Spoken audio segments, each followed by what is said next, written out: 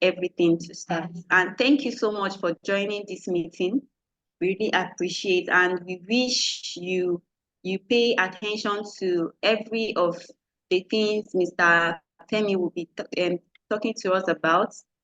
And I trust Mr. Femi so much that he's so much prepared for us this afternoon. So I would actually encourage us to pay attention, and if you have any question, you can actually pen it down. When it's time for the question and answer, we'll respond to you.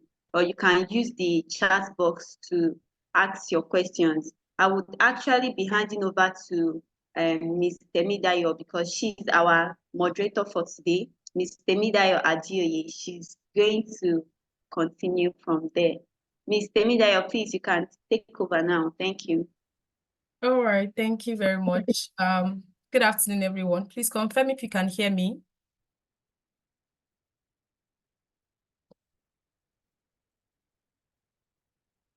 Can you confirm you can hear me, please? Okay. Thank you very much. So good afternoon, everyone. Good afternoon once again. Welcome to Rome Business School Leadership Development Program with the topic Managing Projects in Virtual or Remote Work Environment. So my name is Temidayo Adioye. I'm a project manager and a scrum master, and it's my pleasure to moderate today's event, which brings top personalities from prestigious industries and apps to Rome Business Schools so that our community can hear and learn from. And I'm so excited about today's program. Today, we have our special guest, Mr. Olufemi Ajayi. I, for one, I'm also looking forward to learning a lot from him today. So he will be speaking to us on the topic managing projects in virtual or remote work environments. So I'm going to start with a brief bio of Mr. Olufemi.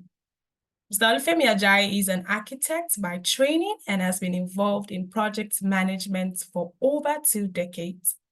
A certified project management professional and an holder of Green Belt in Six Sigma. He has been involved in construction work ranging from residential and commercial development to telecommunications infrastructure. Currently, the managing director of the GTL Properties is passionate about developing sound business structures and processes to help businesses of all types succeed in their projects and functional goals. He is also actively engaged in the business of construction, contracting, where he leverages on his vast knowledge in project management and business performance improvement to meet and exceed customers' expectation. He is happily married with 2 kids. So now I'm going to hand over the mic to Mr. Olufemi. So Olufemi, the floor is yours. Thank you very much, Temidayo. Thank you for the introduction. You're welcome. I guess we'll be learning from each other since we're 2 project managers sitting across each other. Welcome, everybody. I hope everybody can hear me. I'm not sure about the demographic of the listening, I don't want to say listening audience, but the class, but I'm not sure if we are all project managers. So I have tried to make the class as, I don't want to say simple, but as easy to follow as possible, not too many buzzwords, so that we can all follow. So today we'll be talking about managing projects. I'm already sharing my screen. Please confirm if you can see my screen. Can we all see my screen? Yes, we can. Okay, thank you. So we're going to be talking about managing projects in a virtual or remote work environment. Now, if this topic had come up maybe 10 years ago, it would be something novel. But the way the world is right now, we've all been working virtually with each other for quite some time now. Some of us are just getting used to it. Some of us are just getting thrust into it with the advent of the COVID-19 pandemic. But to be honest, quite a lot of us have been working with dispersed teams for the past 20 years. I remember the project I was on, I was the only one in Nigeria. Everybody else was in other countries. And this was the era of dial-up internet. So you can imagine how challenging it was. So it's been around for a while, but it's just becoming a global phenomenon. No matter where you are now, it's nothing new anymore. But like I said earlier, I wasn't sure about the makeup of the past. So just a few things to set the foundation for some of us that are not project management inclined, so that when we talk about projects, you actually know what we're talking about. So what is a project? Simple way to start. My popular definition: temporary endeavor creates a unique product, service, or result. If you can have that at the back of your mind, you'll be fine. So whenever you hear anybody talking about projects, whether it's a petrochemical plant, they are conducting an election, organizing an annual AGM, or even getting your master's at RPS, it's all a project. Because it is temporary, so you know when you come in, you know when you should go, you know when it should end, and you really know what you want to get out of it. So that's why we say it delivers a unique product, service, or result, something that didn't exist before. And of course, resources are scarce. And I'm sure you can share with me that paying for your MBA is because resources are scarce, so sometimes it can be tight. So once you have those three elements in place, it is temporary, there's a unique result at the end, and resources are scarce, then we're talking about a project. So like I listed some examples, and I hope that resonates with all of us. So now managing that process is what we call project management. And to manage it, we rely on specific knowledge, skills, tools, and techniques. And typically a project just, well, if you look at it from the traditional sense of it, it's just initiating, planning, executing, controlling, and closing out a project. So that you're initiating and closing speaks to the temporary nature of projects, meaning that it will start and not stop. Believe me, every project stops. It's either you finish the project or you are sacked. One way or the other, the project will end. Then planning, executing, and controlling speaks to the scope, speaks to what the project is about, what the project was set up to deliver. And controlling is where you can manage scarce resources. So all of this still speaks to the primary definition of what a project is. And today we have two very popular variants of it in existence. I'm sure you heard Timothy say she's a Scrum Master, so she speaks for the new methodology that is allowing traditional project management cope with all the volatility that's in the world right now. Traditionally, when I started project management, it was all about planning most of your time and then executing based on that plan. That is the traditional or waterfall method. But we have realized, because of technology, because of vast changes in the world, because of war, famine, I'm just listing things that make everything turn upside down, pandemics and things like that. Even the insatiable nature of the customer now, everybody wants the new thing and they want it now. So there's a race to bring out the newest product, the newest technology. So we realized that the traditional method was not just meeting up to that particular demand. Then the agile methodology was born. And we have different variants of it. We have Scrum, Extreme, so many of them. So I don't want to get into all of that to discuss in this webinar. Okay, so that was the background. So where are we today? These 4 items, there might be more, but I've singled these 4 items as why project managers are now managing in remote environments with diverse teams all over the globe. And I think one of the most, not most important, but the most obvious is globalization. In Nigeria, we have turned it to Japa, but what you're calling Japa is just simply globalization. And if you read Thomas L. Friedman's book, which is The World is Flat, A Brief History of the 21st Century, speaks about globalization and how there are no more borders. So you pick up your phone was sold to you in Nigeria, but it was made in China, and the software was uploaded in America. So your phone has gone through about 3 regions before it got into your hand.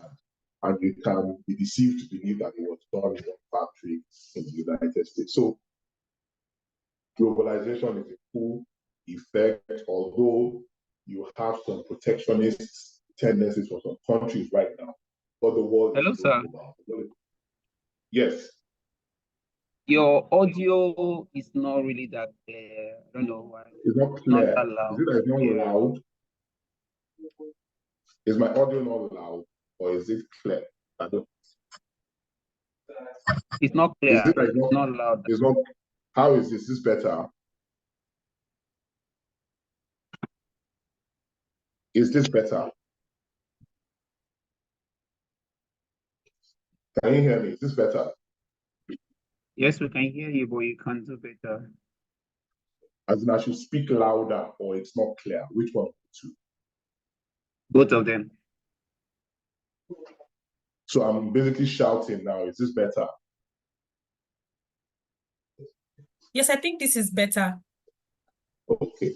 All right. So I'll try and maintain this volume. So globalization is bringing the need for people to work with people in different countries to deliver on certain type of projects. So as a project manager, it is not unusual for you to have team members dispersed across 2-3 continents while you're delivering on a project, maybe in Nigeria. So for example, Dangote's refinery, there were parts that came in from Turkey, came in from China, came in from the Middle East, all being controlled centrally. I don't work there, but I'm sure there's either a project manager or a program manager sitting coordinating all these activities. So you're going to have meetings in different time zones, different languages, you might need translators. So all of that put together means that today's project manager has to be ready to deliver projects working with several people across several countries, across several continents. Okay, so with technology, the world is connected, makes this possible largely in real time. There's really no lag anymore. Just some people are listening, might be listening to this webinar in other countries. So there's really no lag anymore. So technology has enabled this, and it has made the global playing field much more level now. People that were thought to be disadvantaged. So for example, now I tell somebody that we have not advanced to the extent that almost everybody in the room has an iPhone. Because if it was left to us, I don't think there's anybody in any company in Nigeria that I might be wrong, with enough capacity to produce even a Techno. But all of us walk around with iPhones, assuming that it's normal. But this is because of globalization, because the world are level.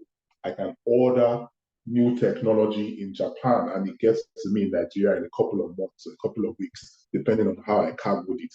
So that is what technology, globalization has done. It's made it a playing field so that I can hold the same technology somebody is holding in America on the same day that technology is released here in Nigeria.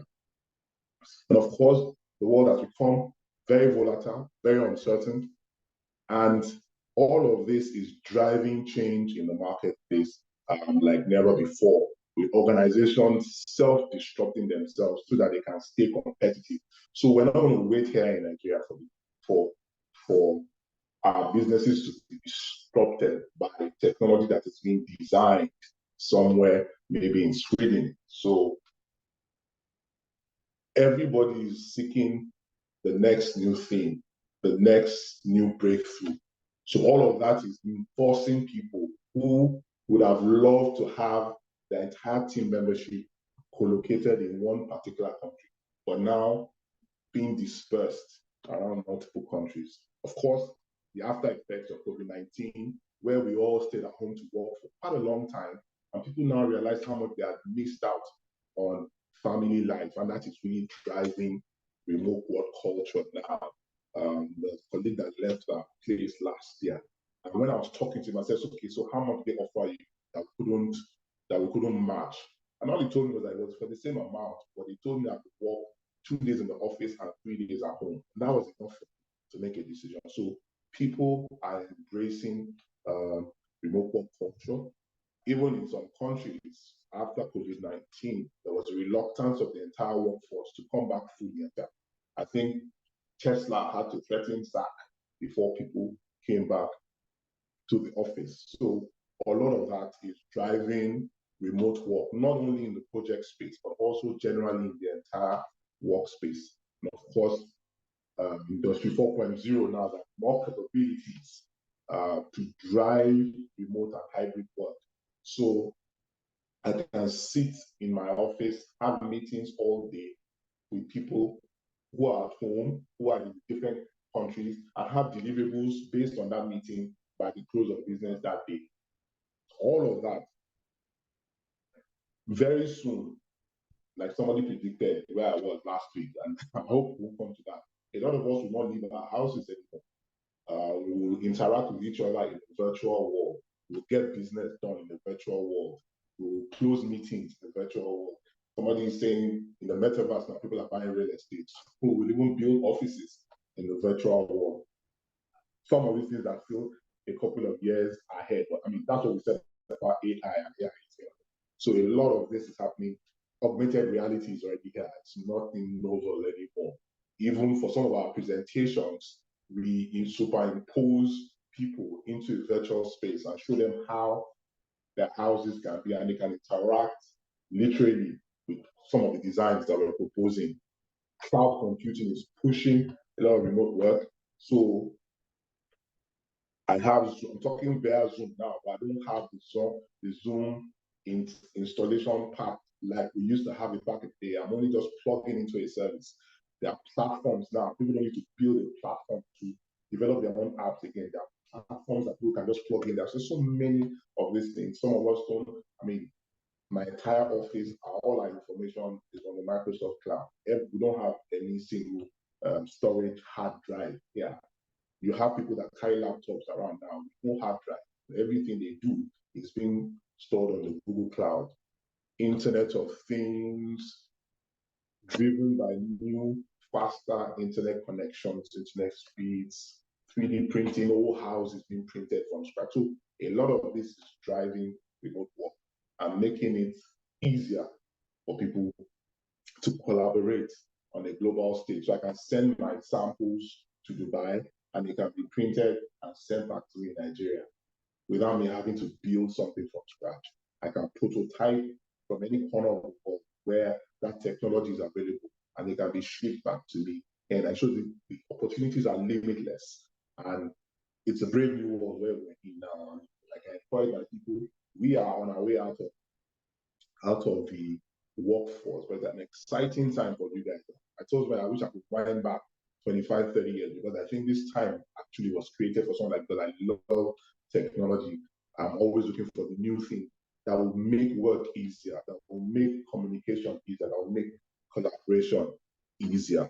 So this is our current reality. This is a reality within which we manage projects. This is the new reality with which we manage our teams. And it comes with its challenges, and there's some things that we need to understand about this new season that we're in. So today's project teams are typically remote. We've been remote for a long time.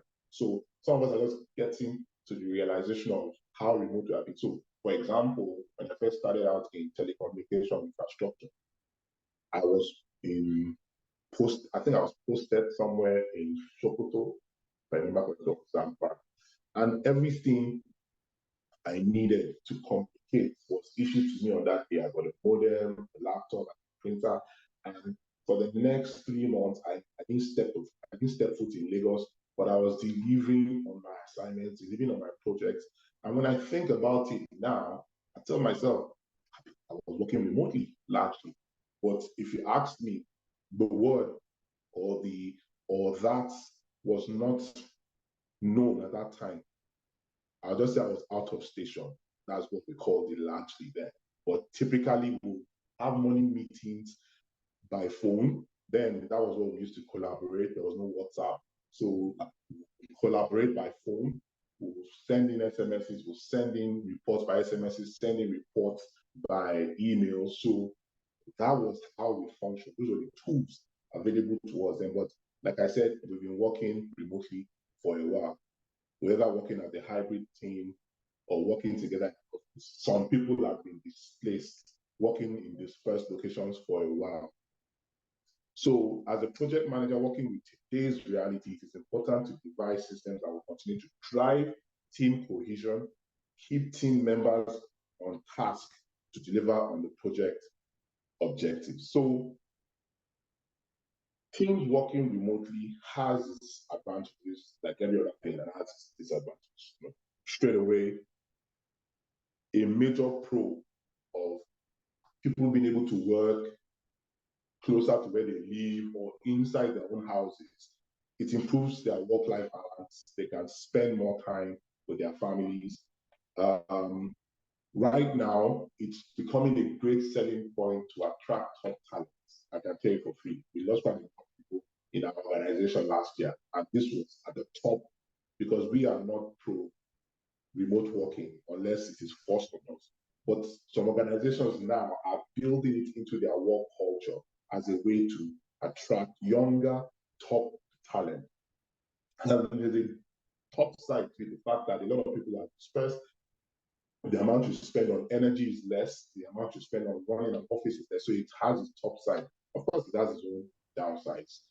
Teams are working in isolation, it's difficult to build an organizational culture. Hello? It is difficult to build. I didn't hear that, sorry. Okay, it is difficult to build a team culture with people working in diverse locations. And of course, there could be distractions. But in my opinion, cons don't outdo the pros. I think it is a way to get the best out of people. And like I told somebody in my office last year, this new talent crop, this new generation of people in the workplace, they're not built like us. They love freedom, they love expressing themselves, they like working on their own terms. Yes, it sounds alien to us, but it's something we have to accept. We are on our way out, they're on their way in.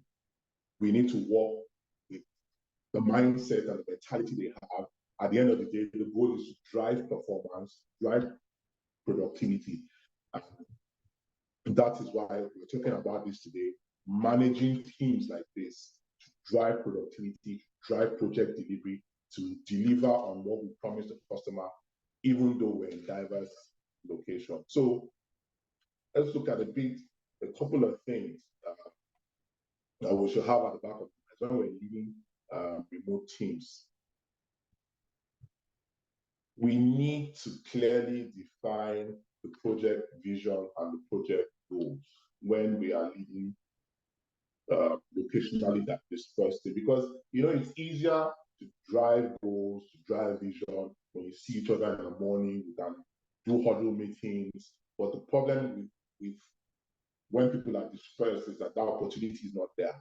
So from the onset, when the team is formed, maybe the new project starts, and you have team formation level, as a project manager, you need to set clear, unambiguous project visions, project goals, so that everybody is on the same page from day one. And I use the SMART acronym.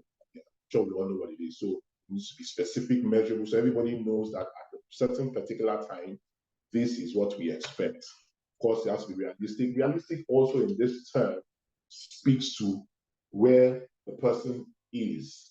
So for example, if the project is going on towards winter and the person, your team member, is located in Canada, you need to understand that after sometimes it might be difficult for them to go out because of the cold, snowed in. You don't have it here in Nigeria. So when they tell you they might be snowed in, you might be wondering what they're talking about. So you need to be realistic also, timelines and your expectations. And of course, very importantly, when you are speaking to people, you need to understand that you're speaking to people from different cultures. And the way I don't want to say instructions, the way communication is perceived in another culture is different from the way it is perceived.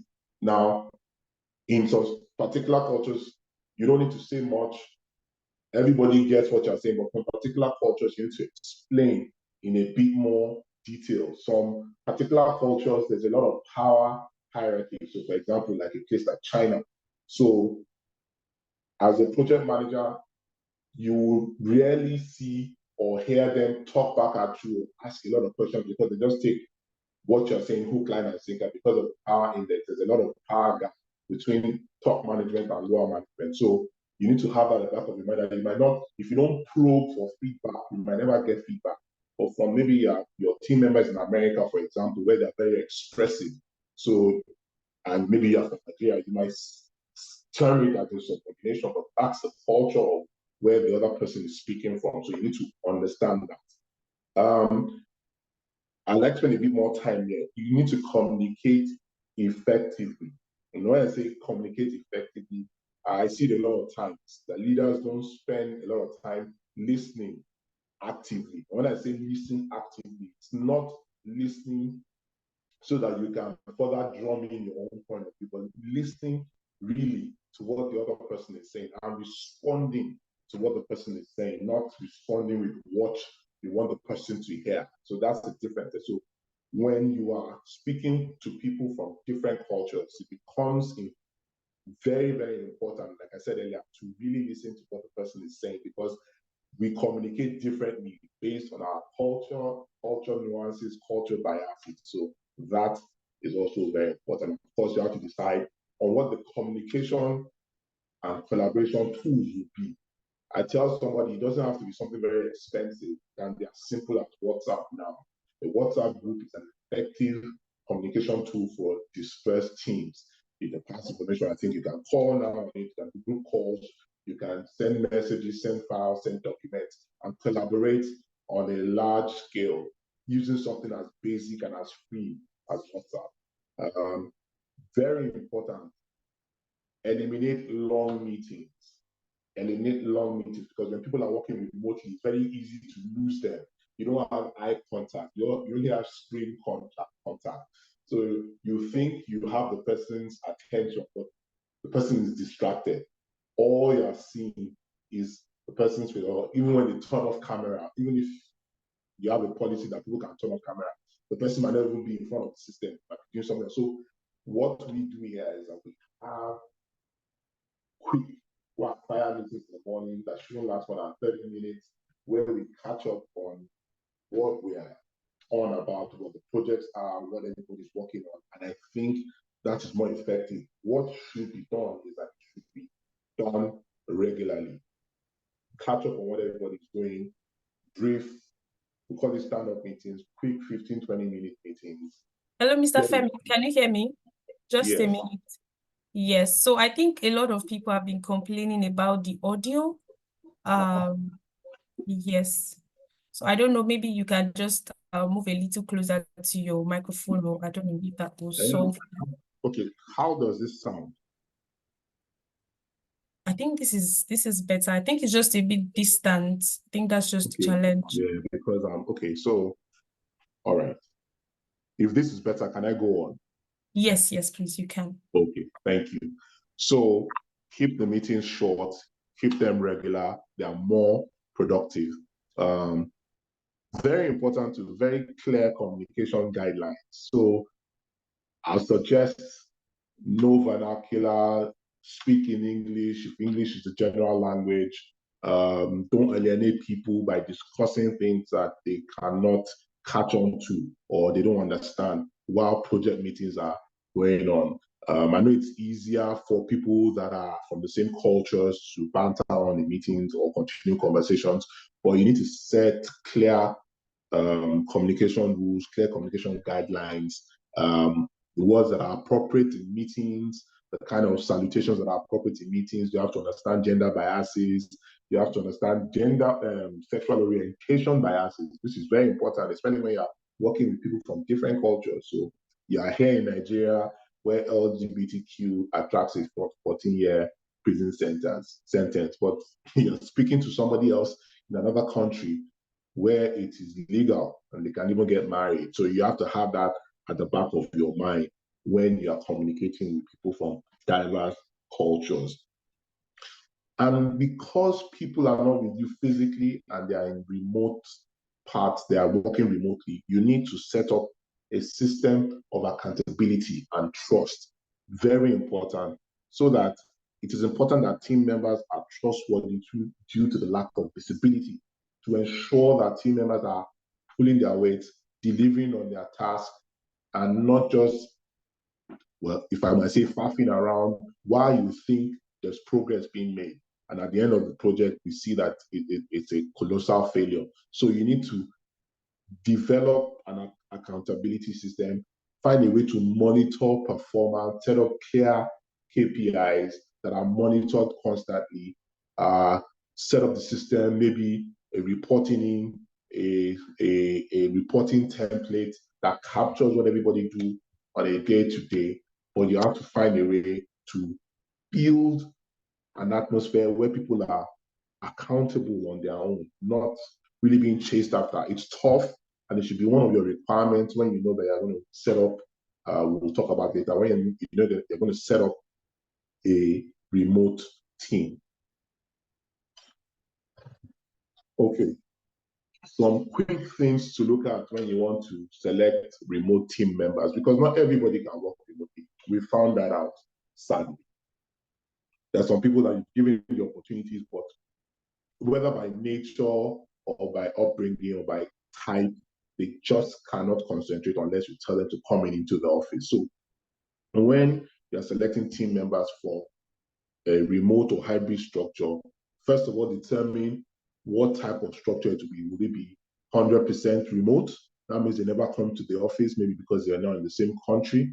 Or if you're in the same country, do they come in 2 times a week, 3 times a week, depending on the type of hybrid system that you want to deploy. Like I said earlier, not everybody is cut out for it. So find the right talents, the right candidates that are cut out for remote or hybrid work. Because some people, they are home, they take a quick look at their bed and they are gone. So it's difficult for some people to apply that amount of discipline. So not every talent, not every candidate is cut out for remote work. Set clear expectations of the team. Let every team member know their deliverables, and the expectations, and their roles in the project that you are delivering. Reliable communication channels, either by email, either by chat, either by phone calls, either by conference calls. There must be clear communication channels with you and the team. Like I said earlier, communicate effectively, not just one-way communication, but communication that listens and provides feedback at the same time. Provide the right collaboration tools. We'll look at some of them later, but make sure that you have the effective collaboration. Like I said, it can be as basic as WhatsApp. It doesn't have to be so high tech, but yeah, there's some cloud-based applications that you can use, but it can be as simple as a WhatsApp group. And I've seen large projects being driven with something as basic as a WhatsApp group. Then lastly, like I said earlier, monitor performance constantly. So there are several collaboration tools depending on the nature of the project, like I said earlier, and the project team. So if you have project team members that are very tech savvy, you can do the gyro, you can do the more advanced. And if you don't have those kind of team members that are that advanced technologically, you can settle for something as simple as your simple WhatsApp group, like I said, or a Telegram group, like I said earlier on. But the choice of collaboration tool is also determined by costs. So if you don't have the funds to register everybody, buy licenses for everybody on Microsoft Teams, you can equally use WhatsApp. Yes, the applications might be less, but it is still productive.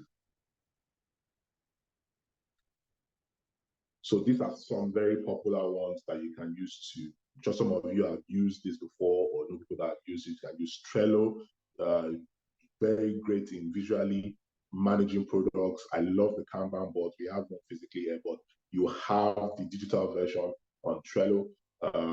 Asana is great for team collaboration, ClickUp, right? So many. You can go through some of these out. I think this will be shared later with you guys, or you can look at some of them have free plans. Of course, the free plans might not give you the entire feature, but it's usable for you to start collaborating with your team members. But it is very important that while acquiring the best-in-class collaborating and communication tools, it is important to note that when your team is geographically dispersed, there are cultural challenges. I mentioned some of them earlier. So in a few parting words, set clear ground rules, no homophobic language, no derogatory language, no sexist language. This set clear ground rules. Embrace cultural diversity. It's very important. There's no point having a geographically dispersed team if you are not ready to embrace cultural diversity, because it will come. And if you are someone that says, I can't work with Igbo, I can't work with Yoruba, I can't work with, there's no point having a culturally dispersed team or being a member of one. So you need to be someone that embraces cultural diversity, gender diversity, all sexes, all sexual orientations, unfortunately, but you have to, because it's the only way that you can collaborate and work effectively. Be flexible and accommodating. Don't be rigid. Don't be someone that cannot take another point of view from somebody else. Be conscious of different time zones. It just happened to me this morning. I called somebody this morning forgetting that they're in America at 8 a.m. So you need to be conscious of people's time zones as well too. Regular meetings. I can't emphasize this enough. You need to meet with the team regularly as against having long meetings. And the last one, which should be your bread and butter as a project manager, is do a lot of delegation. Don't be a Theory X manager. Don't micromanage people. Allow people express themselves. Allow people take tasks and run with it. And at the end of the day, the results will be amazing. Thank you. Thank you very much. Apologies for the sound. I hope it didn't disrupt it for most of the people in the room. Thank you very much, Mr. Femi. Can you hear me? Yes, I can. Loud and clear.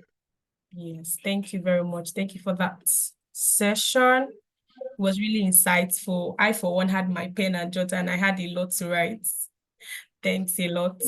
All right, so I know that a couple of people would have questions that they want to ask. So if you have your questions, you can either raise your hands or drop your questions in the comment section so that we can take them.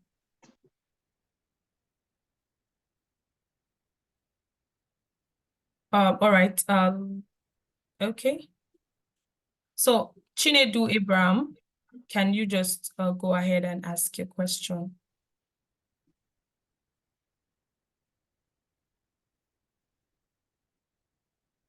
Chinedu, can you hear me?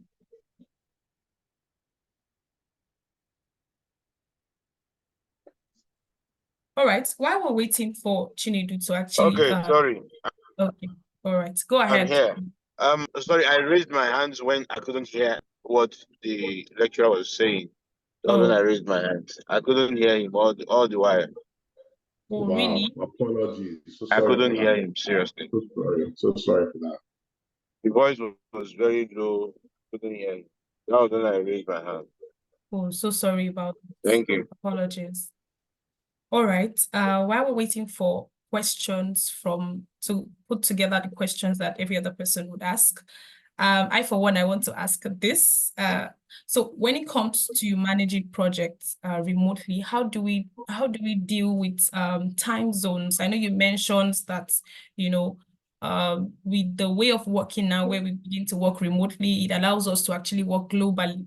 So when you have team members that are not in your time zone, how do you think that can be managed effectively? Okay, you strike a balance. It's tough. There are points that I was up having meetings at 12 midnight, 11, 12 midnight, because we couldn't keep asking the other team members that were dispersed to keep being the ones to wake up. So we divided it. So we stressed them this week, we stressed us this week. We just find a way to strike a good balance. It's one of the challenges that come with it, unfortunately. There are information that can be passed through email, yes, but it's good to have regular meetings. So regular meetings, don't make it too long. So if you've gotten somebody to wake up to attend a meeting at 4 a.m., there's no point making the meeting 3 hours or 2 hours. It can be short, the person can be hard to sleep. Or you have made the person wait up till 11 p.m., 12 p.m. because of the time zones. Just regular catch-up meetings. Once they are regular, once you do it like we do it every day, once it's regular, it's easy to catch up on the activities. Then anything that needs to be paused can now be sent in an email or chats or left on the chat group. But yes, I love meetings. Meetings are great. Meetings are good for team dynamics. People can give feedback. But like I said, rule of thumb, regular but not too long. Share the time zone with parity with the people that are maybe 6 hours ahead or 6 hours. Share it, balance it. Might be their turn to wake up today. Might be their turn to go to bed later today. But once you're sharing it amongst how they are dispersed, I think you'll be fine. All right. Thanks for that. Thanks for that. So if you want hacks, if your hand is raised, please kindly change your name from your device name so that I can call you properly. So Adewale, can Adewale hear me? I know there's someone with Dell and Samsung. Please just change your name so that we can address you properly. So Adewale, can you take your question?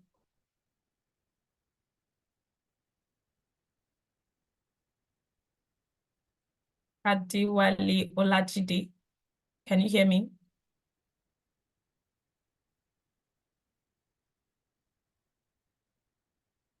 Adewale Olajide, can you hear me? We also have Iton. I don't know if you can hear me. Please, if I pronounce your name wrongly, just forgive me, right? Okay, please go ahead. Good afternoon, everyone. Good afternoon. So my question is, I'd like to ask, for project managers, I want to be clear about this. Do they manage both internal and external stakeholders? The reason why I ask, I'm going to give an example. Take, for example, it depends on the organization, the industry. So for an organization that have like an account manager, one of the responsibilities of account manager is to manage relationships with partners and all that. So as a project manager, are you supposed to also have dealings with such partners, or what are the limitations to a project manager? So I want the Mr. Femi to just start from project managers. Are they supposed to manage both the internal and external stakeholders? And for industries like the one I just cited now, what is the responsibility of the project manager? Thank you. Thank you, Toa. Okay, so from what you just described for me, I think you don't work in a matrix organization, you work in like more functional. So where the project manager wears two hats. So when we have projects, you put on the project manager hats. When projects are done, you go back to your functional duty. Am I correct? Or all you do in the organization is manage projects. So there are two scenarios here. So I sit in a matrix organization where we are set up to do projects. That's what we do. So in every day, well, hopefully, because we're not doing projects, we're out of business. So every day I'm working on a project. So I manage, so those customers are also my customers. Yes, I might have somebody maybe like what you call it, customer experience person managing, but I'm also working on a project for that person. So I have to manage. So for example, let's say Coca-Cola, where when the project is done, maybe you want to make a new bottle. We've done the bottle is in production. I go back to my own functional. Yes, I liaise with customers internally and externally. But typically, when we're talking about projects, we lean a lot towards when you are set up, temporarily, if you listen to my definition of what a project is earlier. So you are set up temporary.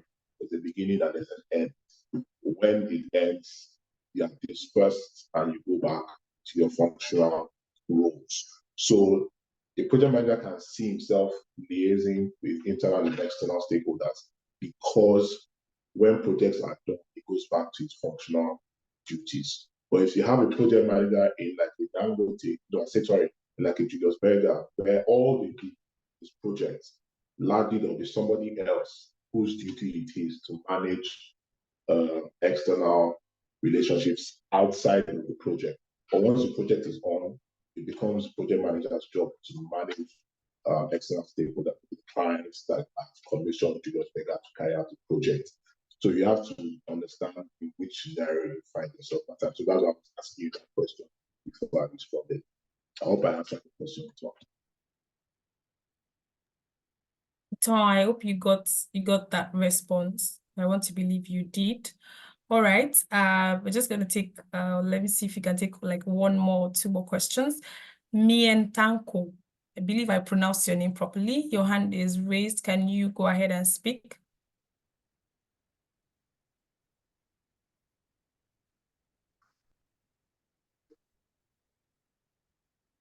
Yes. All right. Hello. Good afternoon. Was it good evening? Yeah. Good afternoon. I don't know what country you're in, but it's afternoon here. I'm from Nigeria, Kaduna State. Yeah. So my question has to do with AI in project management. Okay. So what's the how do we navigate through AI in project management, and what's the state of AI in project management presently? Oh, we're loving it. We received it. PMI has a free certification course. I'll encourage you to take it on. AI in project management. It's free for now. They're not charging for it. So you can see technology only makes us better. So you have I did a schedule using AI. I did risk management assessment using AI. So at the end of the day, it's a tool, just like it is in every other industry. It's a tool for the project manager to embrace as well. You can use it to write your business plan, business case. You can use it to write your requirements document.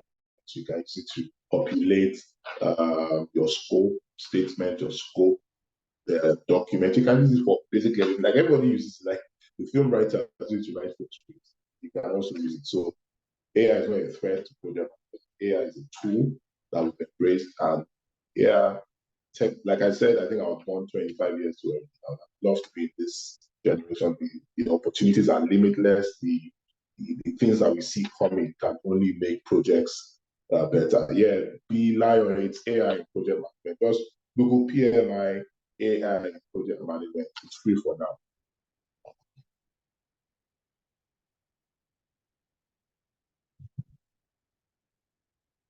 All right, thank you very much, sir. Me and I believe you got that right. So let's take Taiwo Olubemi. Can Taiwo hear me?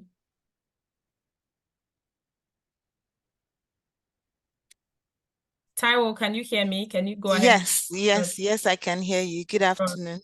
Good afternoon. So, Mr. Femi, that was really a nice session. I really enjoyed it. And unfortunately for me, I don't really have so much of a complaint about the sound. I heard very well and clear.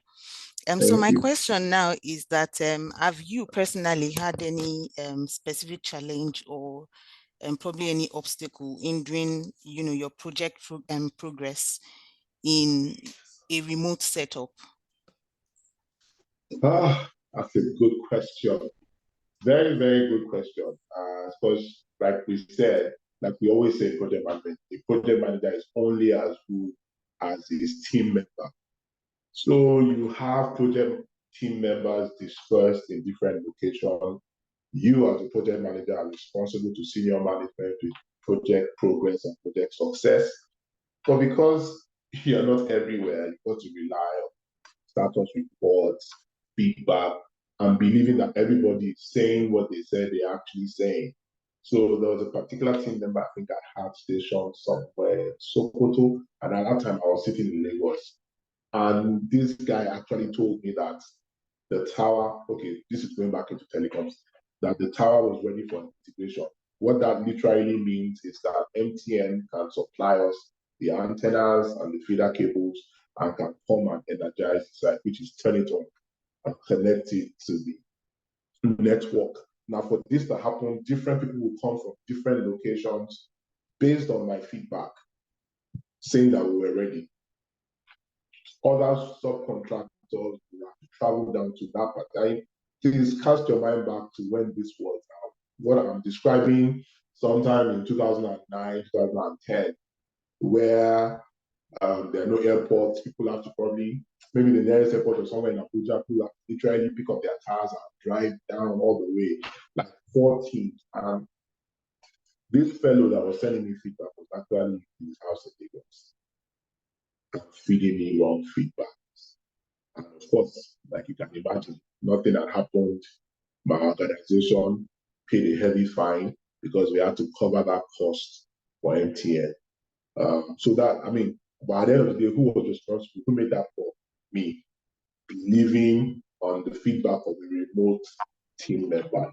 So that's even the team member in Lagos, not even the team member in Nigeria. Now, we're never talking about a team member that's 2 continents away. At least now I can get on a flight maybe 2 times a week and go to Sokoto. I think they have an airport now. But if I can say I want to vex and fly all the way to Japan, that's one equipment that they're manufacturing for the project that I'm working on in Lagos is ready to go and verify. So you can imagine how crucial it is to be able to have team members that are dependable. So that's why when I said selecting geographically dispersed team members is crucial. Not everybody is called out for it, unfortunately. Not everybody can take responsibility, take ownership, and deliver on their own part of the project. That's why I said a project manager needs to be able to delegate because you can't be there, you can't be everywhere, especially when you're working with dispersed team. So, like Madam said, that's what I meant. So I've had eggshells on my face too, but it still doesn't mean that working with remote teams is not the way forward. Unfortunately, you have these kind of things pop up from time to time. But if you select your team well, manage them, well, that's why you have to meet them regularly, make sure you're on track, monitoring performance, set clear KPIs. I believe it's still the way to go. All right. Thank you very much, sir, for that. I believe the answer was well gotten. So I have a question in the comment section. Let me quickly go there and read one question. This is a very interesting question from Philip Atume. Thank you for the insightful session, sir. With a close look at your description of the attitude of the younger generation, how can you easily convince this set of people to run the project's vision and goals for better results to be achieved? That's your job. That's your job. That's why we are paying you the arm robber salary we're paying you as project manager. That's your job. I know it's tough. It's tough because it's 2 generations clashing. We have 2 different sets of work ethics clashing. I'm not saying it's easy. I know it's tough. But whether you like it or not, you are only as good as your team. You are not an island. I'm sure you know that we don't practically do anything. I say this all the time. We get all the glory, yes, and we get all the flack when the project doesn't work. But we leverage on our team members, who actually are the ones that we put to work. So if you're going to put a bunch of Gen Zs to work, you've got to come down to their level and ask them how they want to do the work.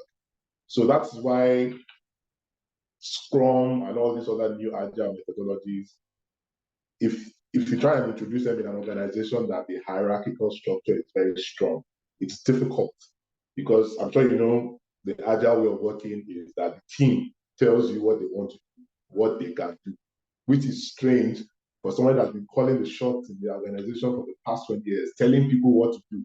All of a sudden, the team telling him, oh, MD, this is what we can deliver. And the MD has to go back to manual and say, this is what the team can. So he's like turning it upside down.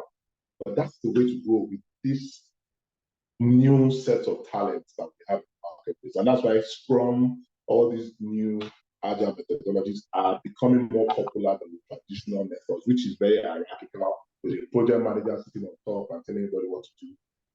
Agile turns it upside down. This time, the team is telling the project manager or scrum master, whatever you call it, what they can deliver. And that is what they will sign in the contract. So you can see how things are. So you've got to calm down and understand that the workforce is different now. The work ethics is different now. The mentality is different now. Yeah, I face it here too, but you've got to understand I can only deliver with the tools that I have. So if the tools that you have are predominantly new generation, you've got to come and ask them, so how do we do this? What works for you? Let's meet halfway. Let's get this thing done. It's part of the job. At the end of the day, you still get the glory. If it fails, you get the flag. So why don't you come down to their level and discuss and find common ground? Thank you very much. Thank you very much, sir, for that response. All right. I think we have Isoboye Afanya. I know you've been raising your hand. Apologies. I'm trying to go through everybody's chat and ensure that I'm calling everyone that needs to ask a question. Please, you can go ahead and ask your question. Isoboye, you're still muted. You're still muted. I don't think we can hear you yet.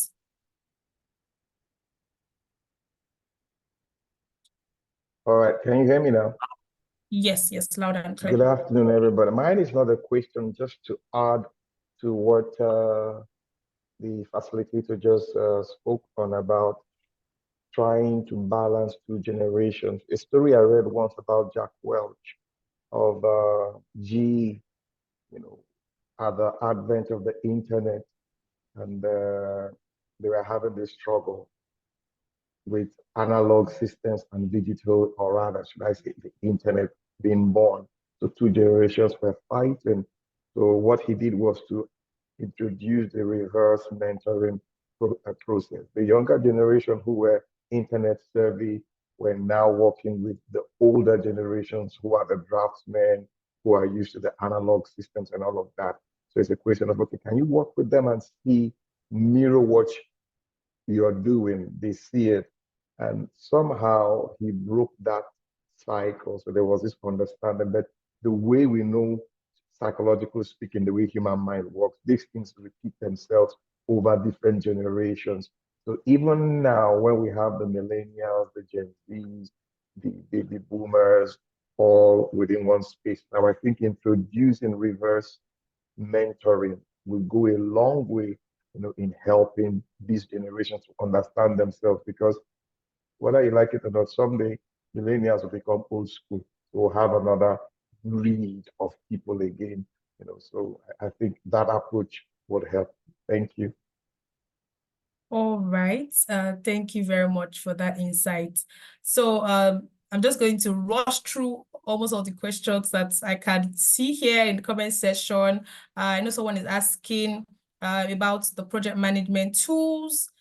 Some of them were actually mentioned or while the presentation was going on. So I know there are a couple of tools that you can use to manage projects effectively, depending on, where exactly or what exactly works for your team. So I'm trying to look through other questions. I know I've seen a couple of questions on tools. Tools, how do we use this? How do we use that? So I think we could look more into that later on to see maybe something can come up and, have sessions to look at tools better, right? So I will take one last question, and that will be it. Diamond Abimbola. I don't know if I pronounced that properly. If I did not, I'm so sorry. But Abimbola, can you hear me? Yes, I can hear you. It's a bit very loud where I am here, but I hope you can hear me. Yes, we can hear you. Please go ahead. Good afternoon to our honorable speaker and to everyone. My question goes thus. During the presentation, sir, I couldn't hear very clearly, but I was following back to back with the notes that you shared. My question would be as a project manager, that you have to manage local staffs here in Nigeria, and of course foreign staffs, considering the time factor. How do you merge the two, especially if the expatriate is supposed to be like a manager heading a particular department. I don't know if my question is very clear. How do you marry the two in a case where the expatriate timeline over is about 6 or 12 hours different from that of the local staffs here in Nigeria, sir? Thank you, Diana Mon. I think Temida asked this question earlier. Okay, sir. About managing the time zones for meetings, and it's tough. That one, there's no hard and fast rule. You've got to, as the project manager, find a way around it, find a way to be democratic around it. So one group does not feel, okay, I'll give you an example. We just finished the CSR project. The head of the foundation committee gets off work at about 8 p.m. in the United Kingdom and fixed every meeting for 9:30 p.m. It was frustrating, but it was his reality. But for him, it was the only geographically displaced person on that team. So all of us here in Nigeria had to understand. After a while, he started feeling bad. He started asking for how we can do the teams, the meetings earlier in the day for the days he had time. So work has to go on. You have to find a way to balance. So like I told him, Temida earlier, you find out the people in a particular time zone and the other people in the other time zone, and find a way to balance it. So there are people that wake up this week or this month, don't have to wake up, you switch it around. So maybe if you have meetings at night this week, you can switch it to morning the next week. So everybody is not having to constantly maybe stay up too long or wake up too early. But one thing that I know helps is if the meetings are not long but regular. If they're not long and drawn out, the time that people are inconvenienced is reduced. And this will help the project eventually. So there's really no hard and fast rule. Just have to find a way to make it work and strike a good balance.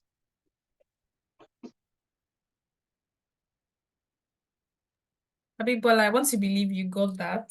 I think that's one question that was on my mind before I even joined the session that I really wanted to ask, and it's still the same answer. Thank you very much for that. All right. I know there are a lot of questions flying everywhere. I'm so sorry. I want to apologize if I couldn't pick your question or I didn't call you when you raised your hands. I'm so sorry about that. But at this junction, we need to bring it to a close. There's no good thing that has a beginning and doesn't have an end, right? So thank you very much, sir, for that insightful session. I, for one, learned a lot of things. I kept writing. Things that stood out for me when it comes to managing a project is setting clear KPIs. Let's know what exactly it is that we are achieving. Meet regularly as much as possible. Ensure meetings are short. I think that's key. A lot of times people really don't know that meetings, people have already lost their concentration, is no longer there, and all of that. So I think I learned a lot of things, and I believe a lot of people also did. So I don't know if you have like a last word of encouragement for us. Okay, last word. We actually teach most of these things in Rome Business School. So if you want a deeper dive, just come in. A lot of what I shared today are part of the learning slides on our school, in our school. So I'm not really, if you're a student in our school, a lot of these things will not be with you. We talk about team dynamics, managing different teams, different cultures. We look at most of these things in deeper detail. So if you want more, just sign up. So for those that have a lot of questions to ask, your questions are going to be answered within the 4 walls of the classroom. Yeah, All right. we have more time. We have more time there. All right. Thank you very much for that, sir. Thank you so much. So I'm just going to hand over the mic to Christopher Lawal. Christopher Lawal, can you hear me?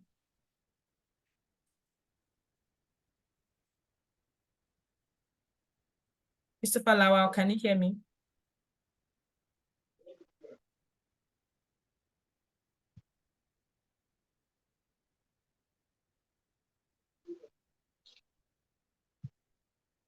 I don't know if you're speaking. If you're speaking, you're muted. All right. Thank you, Temidayo. All right. Thank you too. All right, thank you. Thank you, Temidayo, for the wonderful moderation. It was a very interesting session. And thank you also to Mr. Olufemi Ajayi for a powerful session on project management. Of course, it was really engaging in spite of some of the audio challenges, but generally speaking, it was great. Okay, so to just wrap up the webinar, okay.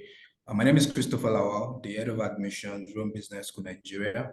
And what we do, of course, what you just, the information you just received here is a foretaste of what you'll be learning when you come on board for the program or when the program commences for those who are already enrolled. Okay, so the Masters in Project Management is one of our master's program. We have over 15 master's programs for the April intake, and project management is one of such programs. Okay, so the idea is to give insight into different trends in the business environment for students to learn and of course better equip themselves in their business space. Okay, so the business leadership development program is part of the pre-master. The business development program is the pre-master experience to engage students and even prospects, okay, to start giving them value and a foretaste of what is to come upon commencement of the program. And it's, for us, is the first stage of equipping you to become a global business leader, okay? So once the program commences, what we have is the advanced phase, which covers your learning activity, the Italian language continuation, the company visits, the soft skill program, and even the career service proposition, just like this is also one of those ways we equip you. Okay, and the final phase of equipping you to become a global business leader is the Global Business Leadership Development Program.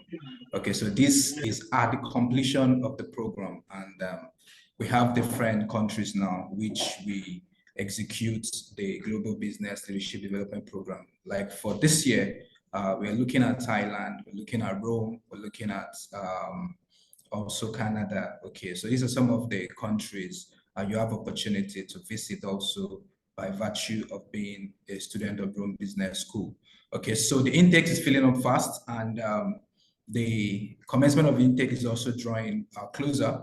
Okay, so there are still few seats left, and the best time, like I always say, to enroll for a master's program is now.